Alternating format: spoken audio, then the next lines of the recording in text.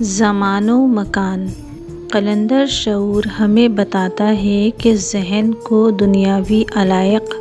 اور دنیاوی معاملات سے یکسو کرنے کے لیے ایسی مشقوں کی ضرورت ہوتی ہے جن مشقوں سے ذہن دنیا کو عارضی طور پر چھوڑ دے، اور ان مشقوں سے جب ذہن یکسو ہو جاتا ہے، یعنی ذہن میں سے دنیا کی اہمیت ختم ہو جاتی ہے، یا یوں کہیے کہ دنیاوی معاملات روٹین کے طور پر پورے ہوتے ہیں، تو آدمی کے اندر اس کی روحانی صلاحیتیں بیدار ہونا شروع ہو جاتی ہیں۔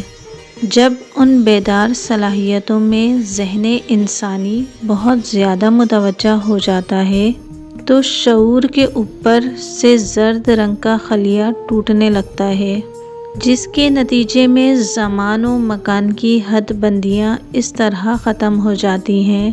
کہ آدمی بیدار ہوتے ہوئے بھی ایسے عمل کرنے لگتا ہے جس طرح کے عمل یا جس طرح کے کام وہ خواب کی زندگی میں کرتا ہے۔ اسے مراقبے کے اندر آنکھیں بند کیے ہوئے پوری طرح یہ احساس ہوتا ہے کہ میں جسمانی طور پر موجود ہوں، جسمانی طور پر زمین پر بیٹھا ہوا ہوں، اور اس کے باوجود میں چل پھر رہا ہوں، اڑ رہا ہوں اور فاصلوں کی نفی کر کے دور دراز چیزوں کو دیکھ رہا ہوں۔